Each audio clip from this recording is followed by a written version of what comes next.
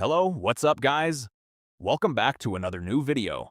I hope you guys are doing well, and I hope your trading journey is going amazingly. Welcome back to another new video. If you're new here and want to join us, the link is available in the description below. Go and check it out.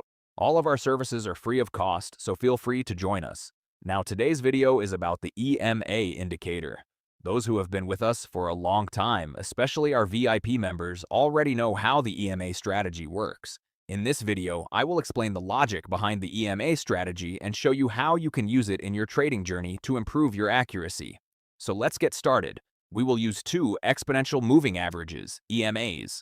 The first EMA has a period of 25, and I have selected green as its color. You can choose any color you prefer. The second EMA has a period of 50, and I have selected red as its color. Now, let's understand how this EMA strategy works. Suppose the market breaks below the EMA and then comes back to test it as resistance.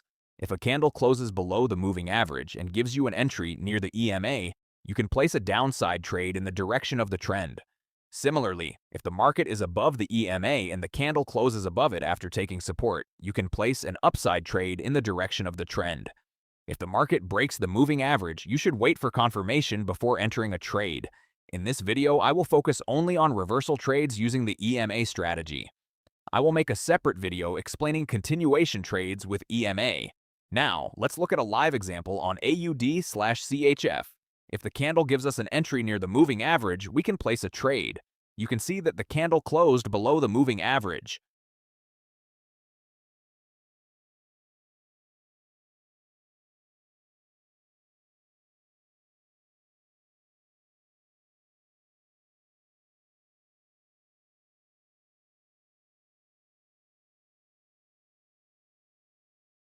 This gives us an opportunity to place a downside trade from the moving average.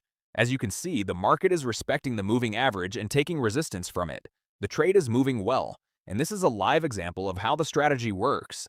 Unfortunately, we missed this setup, but I'll explain the logic behind it.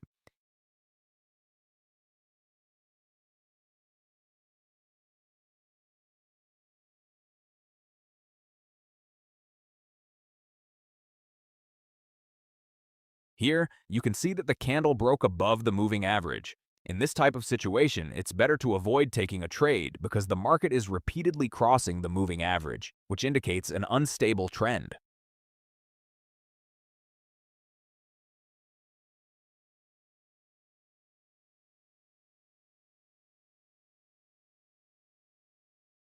Now here's another setup.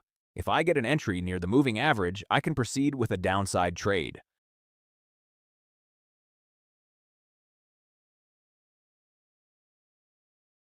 I selected $100 and placed the trade. I got my entry near the moving average and entered a downside trade because the market was in a clear downtrend. This was a slightly risky trade because the candle did not touch the moving average perfectly. However, it left a rejection wick, so I considered it a valid entry and placed the trade.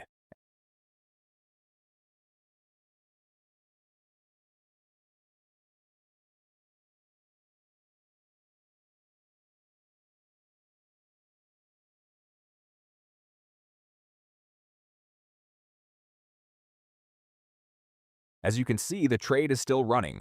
The candle has already turned bearish and has given a strong rejection from the moving average. According to the EMA strategy, this setup looks good. Let's wait for the result.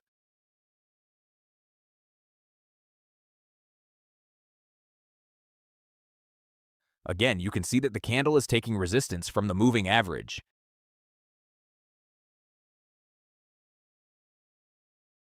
It's a win. We won the trade live. As I mentioned earlier, when the gap between the two moving averages is wide, like in this example, the setup becomes much stronger and you can take trades with more confidence. However, if the gap between the two moving averages is very small, it's better to avoid taking trades because the market may be ranging. So, we successfully won the trade live. I hope you now understand how the EMA strategy works and how you can apply it in your trading journey. You can make this strategy even more effective by combining it with support and resistance and candlestick psychology. If you'd like, I'll make a dedicated video explaining those concepts in detail. I hope you learned something valuable from this video. If you enjoyed the video, don't forget to hit the like button and subscribe to the channel. If you have any topics you'd like me to cover or any suggestions, leave them in the comments below. Until then, I'll see you in the next video. Goodbye.